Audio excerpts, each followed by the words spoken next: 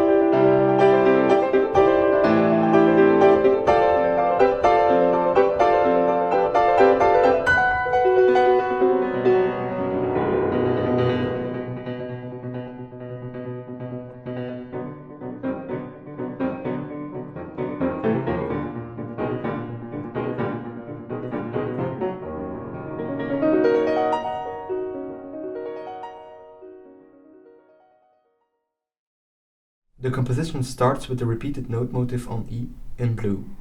The most important idea of this composition is the energy and the momentum created by this strict repeated note pattern.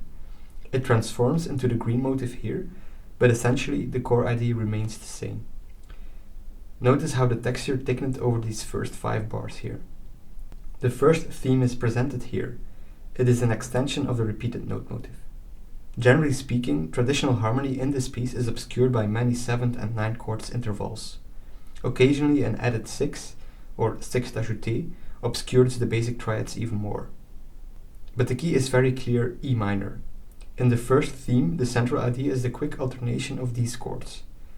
For the lowest notes we have E and B, good old tonic and dominant.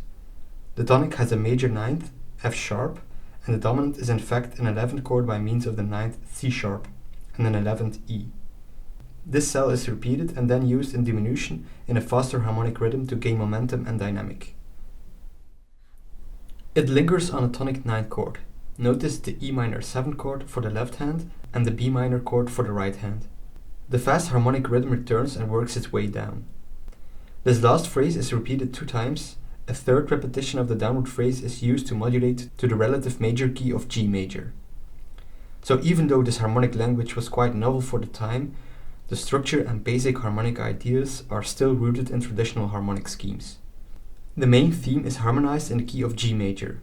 Notice that the top notes D and E remain the same but in a lower register. Then Ravel suddenly modulates a minor third up to B flat major, still using the main theme. So we have a pattern here, from E to G and then to B flat, minor third relations. Notice that this modulation is made possible by the movement from F to the B flat tonic. Now Ravel moves up a major third in the bass to D minor, but this D minor becomes part of a new phrase in the actual key of C major. Notice how this new phrase is related to the main theme. It has the same harmonic rhythm. The melody is less static and moves around the 2nd scale degree D to the dominant G and to the tonic C. This 2-bar phrase, and more specifically this melody, is transposed half a tone lower and harmonized in the key of B. The repeated note motif returns gradually, facilitating a half cadence to the dominant of B, namely F sharp. This marks the beginning of the transition in which the repeated note motifs, the green and blue cells from the opening, are used on an F sharp pedal point. The cells are transformed to add variation and tension. Finally, the F sharp chord is arpeggiated with thirds to build up to the 2nd theme. The 2nd theme is in B minor, the minor dominant key of E. Again, B minor is obscured by the use of C sharp, the ninth on the strong beat. The 3-bar phrase ends with a half cadence on F sharp, followed by repetition an octave lower.